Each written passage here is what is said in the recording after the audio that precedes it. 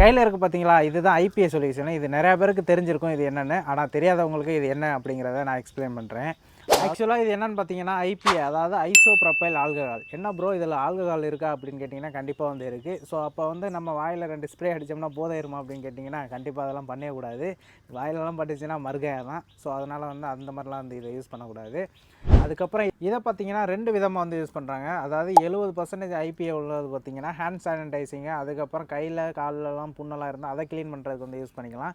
அதுக்கப்புறம் பார்த்தீங்கன்னா 99% ஐபிஏ வந்து பார்த்தீங்கன்னா நம்ம பிசிபி க்ளீனிங், அதுக்கப்புறம் மதர் போர்டு, அப்புறம் எலக்ட்ரானிக் காம்பனண்ட் இதெல்லாம் வந்து க்ளீன் பண்ணுறதுக்கு வந்து யூஸ் பண்ணுறாங்க. நம்ம கையில் உள்ளது பார்த்தீங்கன்னா 99% உள்ளது. இப்போ இதை வந்து நம்ம எப்படியெல்லாம் யூஸ் பண்ணுறது, யூஸ் பண்ணக்கூடாது அப்படிங்கிறத வந்து பார்த்துருவோம்.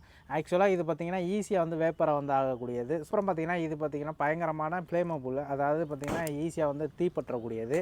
ஸோ அதனால் ஸ்பார்க் உள்ள இடம், அதுக்கப்புறம் நெருப்பு உள்ள இடத்துல வந்து இதை கண்டிப்பாக வந்து யூஸ் பண்ணக்கூடாது. அதுக்கப்புறம் பார்த்தீங்கன்னா இதை வந்து கொஞ்சம் காற்றோட்டமாக இருக்க இடத்துல வந்து யூஸ் பண்ணிக்கோங்க. ஏன்னா இது வேப்பர் ஆகிறனால இதை நம்ம சுவாசிக்கிற வாய்ப்பு இருக்குது. அதனால் கொஞ்சம் பாதிப்பு வந்து நமக்கு இருக்குது. ஸோ அதனால் இதை யூஸ் பண்ணுறப்ப கொஞ்சம் சேஃப்டியாக வந்து யூஸ் பண்ணிக்கோங்க. இது எதுக்கு நான் வாங்கினேன் அப்படின்னு பார்த்தீங்கன்னா அந்த மதர் போர்டு இதெல்லாம் வந்து க்ளீன் பண்ணுறதுக்காக தான். உங்களுக்கும் இது வந்து வேணும் அப்படின்னா வியூ ப்ராடக்ட்டில் இருக்குது, செக் பண்ணி பாருங்கள்.